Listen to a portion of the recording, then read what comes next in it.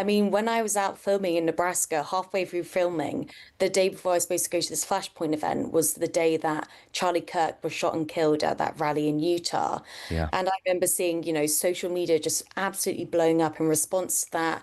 It was felt not just in the US, but also in the UK as well. And I thought what was interesting was that Trump said that the violence and murder that we saw there, that's a tragic consequence of demonizing those with who you disagree with. And it just made me think of Flashpoint, what they're saying about the Democrats. They call them demonic and satanic.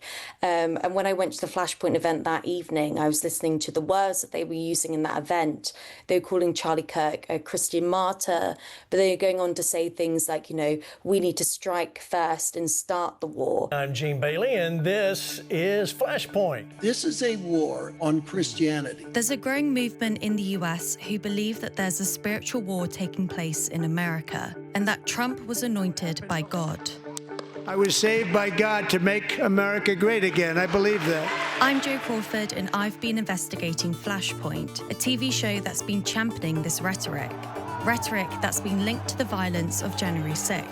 President Trump does not need to concede. He won. I've travelled to Nebraska to explore what real-world consequences this language could have. I felt like the spiritual warfare stuff was very real. I was just like, okay, that's a cult. It's more than 12 hours since Charlie Kirk was killed. For years, those on the radical left have compared wonderful Americans like Charlie to Nazis. But what I didn't realise was that it was already playing out around me. Where'd this LGBTQ elemental P crap come from? Would you say that that's demonic, satanic? Very much. Let's bring the devil down! Yes. Why can't we hit first and start the war and go out there and take it? Seeming to me like you're trying to start something by saying, oh, we're saying the word war, and aren't you? You're trying to say things like that. No, but that is what I'm hearing in there. Yeah. And it is what I hear in This there. kind of rhetoric is directly responsible for the terrorism that we're seeing in our country today. In Christ's holy name we pray. Oh, it's really brilliant, really insightful, and really tells us a story of a slice of America and American politics right now. Jo Crawford joins us on Times Radio tonight. Hello, Jo. Good evening, Daryl. Good evening. Okay, listen, let's go back to 2015 when Donald Trump was sort of struggling a bit on this issue of religion, wasn't he? And winning over very important, key, powerful religious leaders that you need to win elections in America. And what happened next? Yeah, well, because he couldn't really reach out to these elites of the evangelical societies and met with a lot of skepticism instead. As you mentioned earlier, he had multiple wives. He couldn't name his favorite Bible passage. We had that Access Hollywood clip going around of him.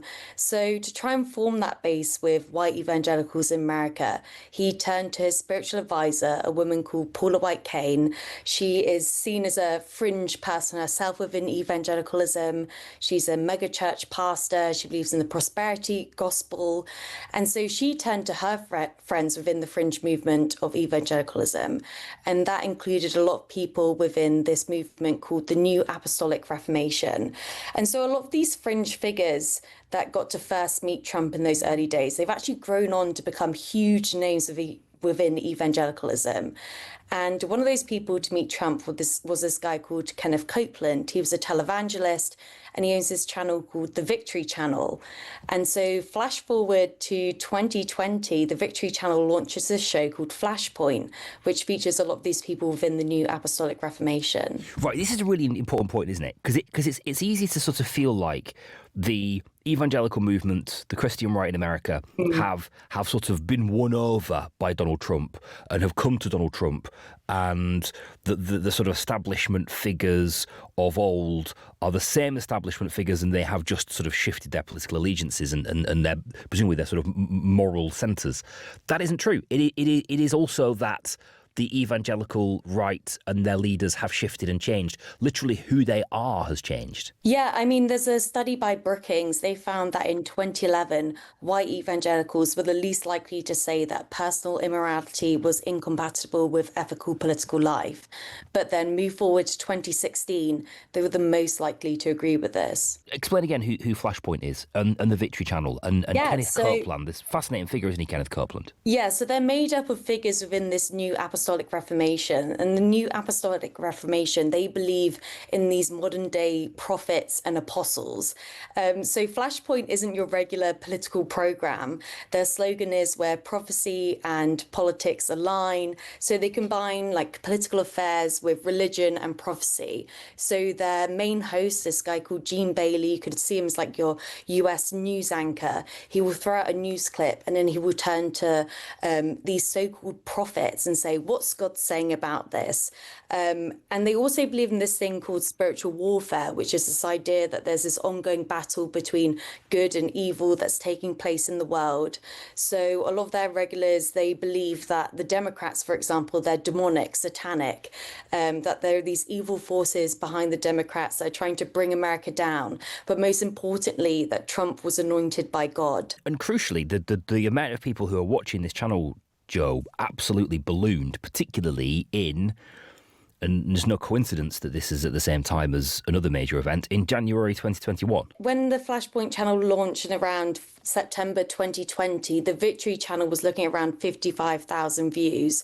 And then move forward to January 2021, we're looking at around 32 million views. But what's interesting is that I say around because actually after the US election, YouTube removed a lot of videos that contained claims of election fraud. They've since reversed that policy, but a lot of Flashpoint videos have been removed since that time. But I was speaking with an academic who was doing a lot of research at the time, and those are the figures that he's looking at, around 32 million in January 2021. Right, so it's quite clear what's happened, right? Built a massive audience, sold them this idea of the world, and around and clearly a lot of that very present in the January 6th events in the Capitol. You mentioned spiritual warfare. This issue is kind of like right at the heart of what they believe, isn't it?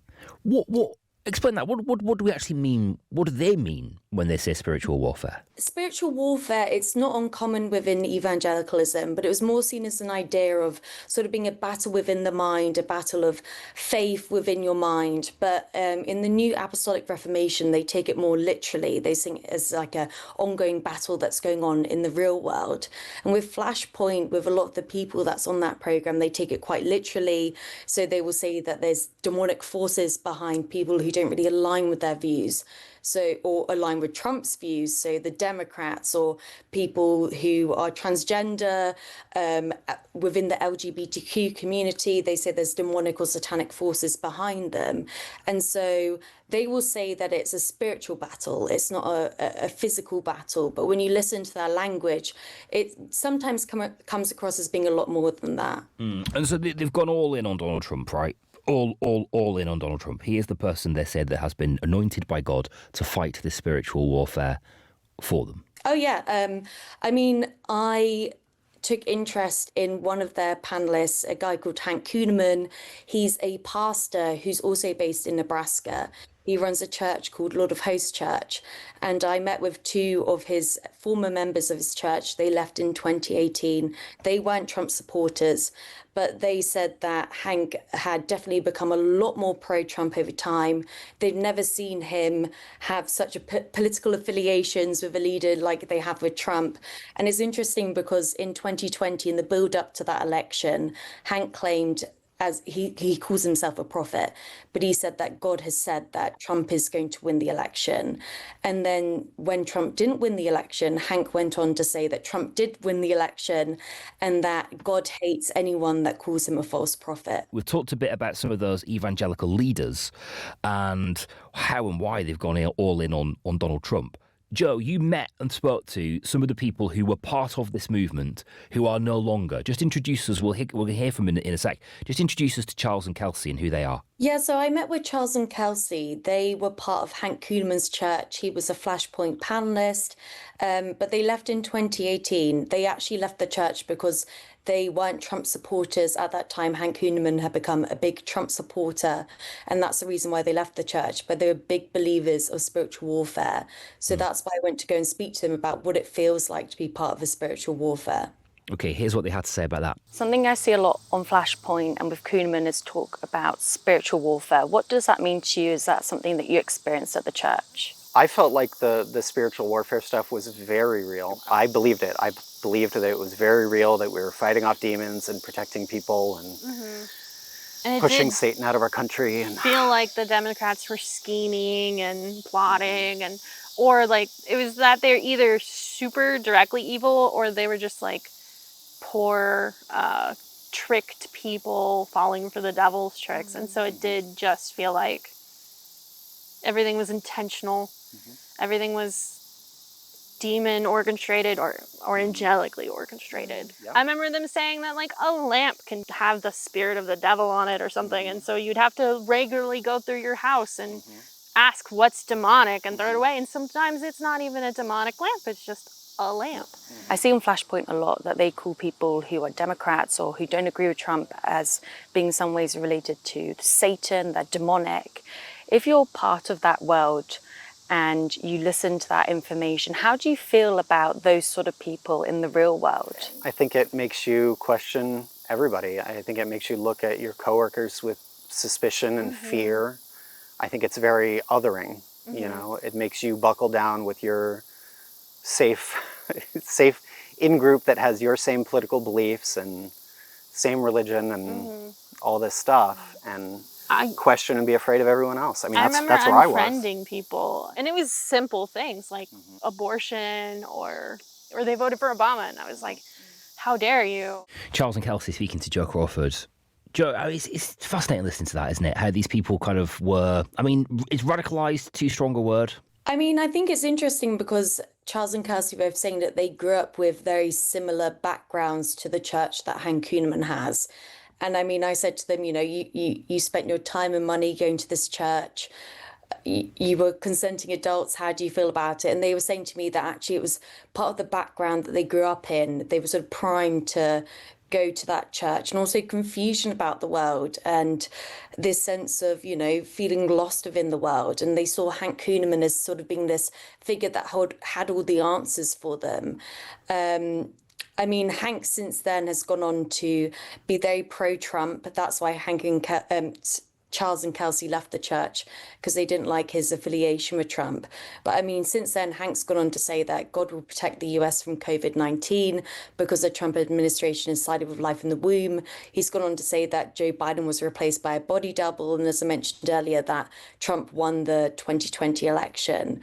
So it left me with that question of, you know, what's it like for people who are still members of that church, who still watch Flashpoint? You spoke to some people as well after you went to a rally, didn't you? A sort of a Flashpoint event.